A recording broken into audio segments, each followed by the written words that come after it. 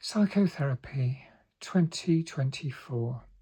Psychotherapy, the shallow tale of a writer who decided to write about a serial killer 2024. Now, whilst that's a real mouthful of a title, and I was initially slightly reluctant to see the film, I wanted to check that it wasn't going to be all gory or anything. And thanks to the BBFC website, I found out it isn't, and I went ahead with it, and I really loved it as a film. It's one of those fairly quirky, slightly absurdist films because things are slightly understated. I mean, the main element of the story is Keen, played by John Magaro, who is a struggling writer, and then his wife, Susie, played by Britt Lower, who wants a divorce for him because Keen is such a struggling writer and very submissive and very dependent on her. She feels like she's making all of the decisions about their lives, and that is suffocating. And he feels scared of her, but there's almost this sort of comedy of error that develops, especially when Keen is in this cafe and Colmick turns up, and he's a fan of Keen's work, and he says that what you really need to do is write about a serial killer, and then he admits that he's one, and Keen is pretty shocked, dismisses it, but then when he meets him again in a bar, and Colmick doesn't really take no for an answer, not very easily, and persuades him, really insists. What does Keen do but invite him to his own home and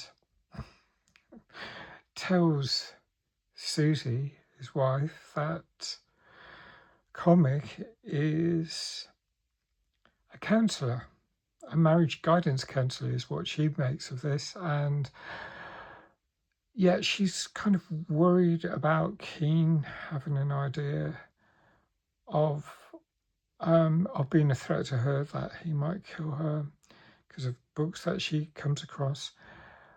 The same is probably true the other way around. Keen is scared of Susie. There is this amazing comedy of errors that comes up through this story. But because, I think it gets really slightly too over the top at the end. It just slightly jumps the shark.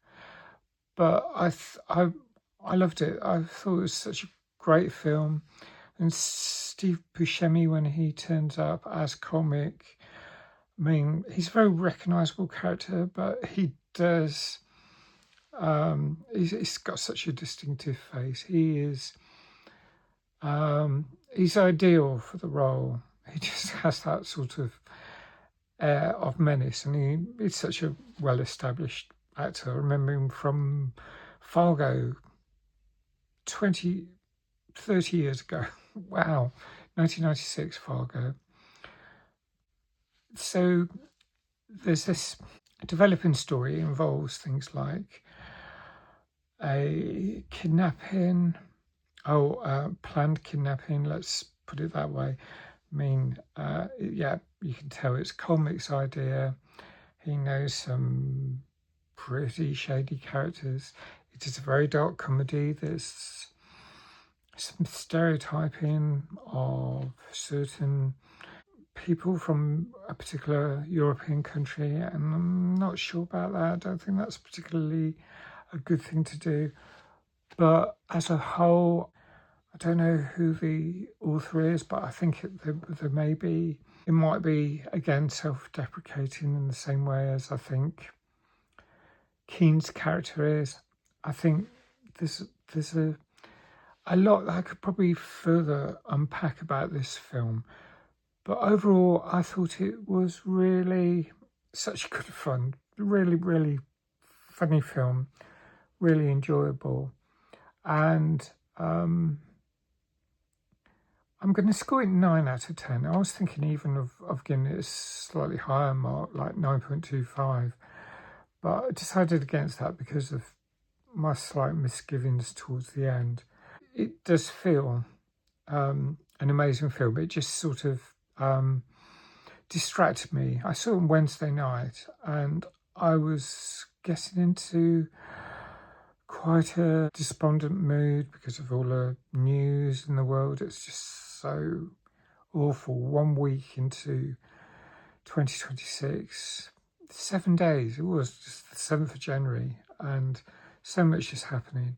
And I really needed something to distract me. And this film did exactly what I wanted. It just took me out from all the troubles of the real world into the threats of for fictitious characters, which is ideal in these sorts of circumstances. So yeah, I'll give it 9 out of 10. I think it's really good film, dark comedy, just the kind I like, really. There is a sense of threat. There's some violence, but it's more.